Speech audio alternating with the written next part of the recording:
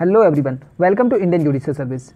This video is the 41st part of Top 1000 MCQ of Constitutional Law. In this video, we discuss the constitutional provision of Indian judicial system, especially Union Judiciary, State Judiciary and Subordinate Judiciary. Those who are not watched the previous video, all the link of previous videos are available in our description box. And those who need the PDF file of this video series, the PDF file will be uploaded in our Telegram group. And the link of Telegram group is also available in our description box. Please go and join the Telegram group. Before starting this video, I request you, please like and subscribe our channel. And please press the bell icon button which is provide you a further notification of our videos. Let's get started. Question number 686. The President has authorized under Article 143 to refer the Supreme Court a question of law. This is very important. The question of law or fact which in his opinion is of such nature and of such public importance that it is expedient to obtain its opinion about it. Such opinion of the Supreme Court is binding on. So option A here, all the courts within the territory of India. So this statement is absolutely wrong. The opinion under Article 143 given by the Supreme Court is not bound any court within the territory of India, because under Article 143 the Supreme Court neither pronounced the sentence of law nor does it award a remedy as reference made to it is related to any dispute. So clearly no court is bound on the opinion of Supreme Court. So it is wrong here.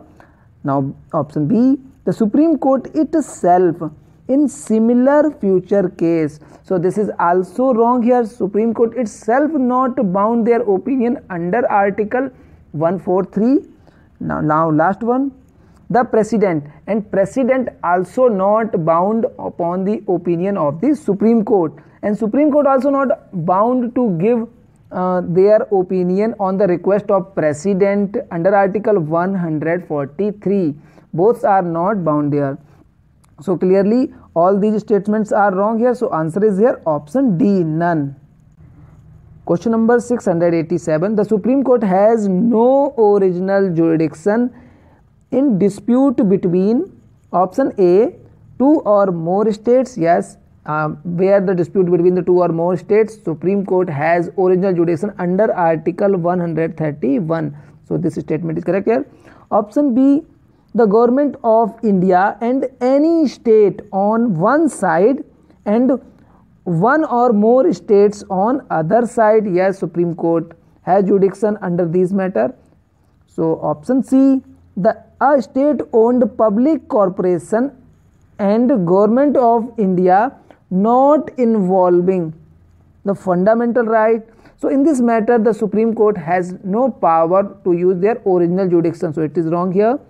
Now last one, the government of India and one or more states. Yes, in this matter the Supreme Court has used their power of original jurisdiction under Article 131. So clearly answer of this question is there option C. Now question number 688. The jurisdiction of Supreme Court of India may be enlarged by option A, Parliament by law, option B, Parliament by resolution, option C, the President, and last one, the President in consultation with Chief Justice of India. So the jurisdiction of Supreme Court of India may be enlarged by Parliament by law. So answer is here option A. Question number 689. In which of the following case was held that the judicial review under Article 32 and 226 is the basic feature, this is very important here, is the basic feature of Constitution beyond the pale of amendability. So option A here, Khadak Singh versus State of Madras, option B here, Kyoto versus Jakethy, and option C here, Kyoto Simla versus State of Bihar, and option D here, Hemant Lal versus State of MP. So answer is here option B, Kyoto versus Jakethy. And in this case Supreme Court held that the judicial review, the power of judicial review under Article 32 and 226 is the basic feature of Constitution beyond the pale of amendability. Now question number 690.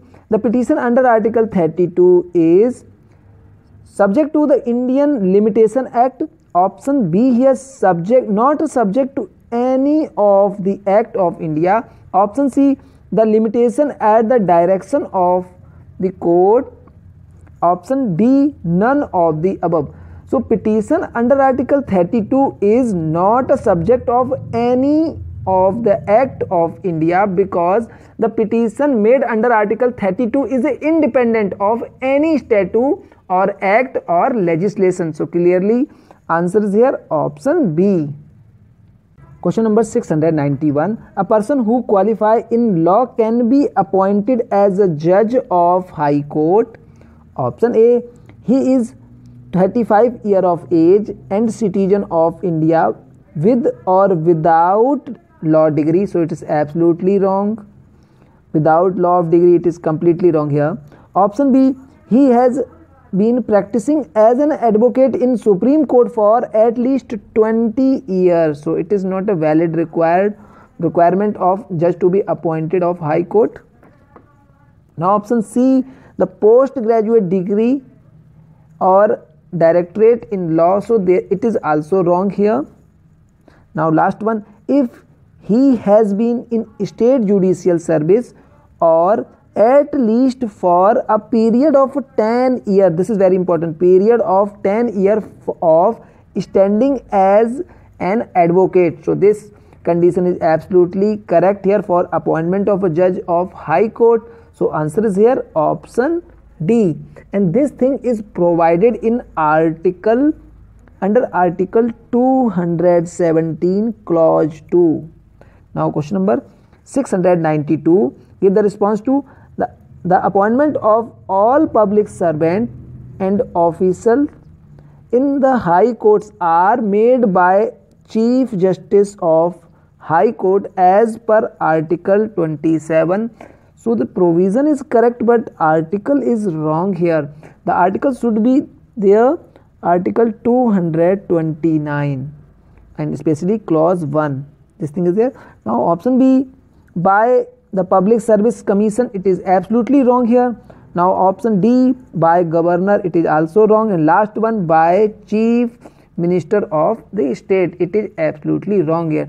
So answer of this question is here option A, means appointment of all public servants and officials in the High Courts are made by the Chief Justice of the High Court as per Article 229 clause 1, not Article 227. So answer is here option A.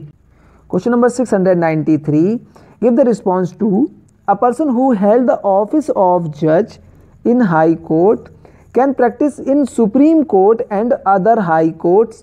Yes, this statement is correct here. Option B, cannot practice in Supreme Court and in other High Courts under Article 220. So it is absolutely wrong here.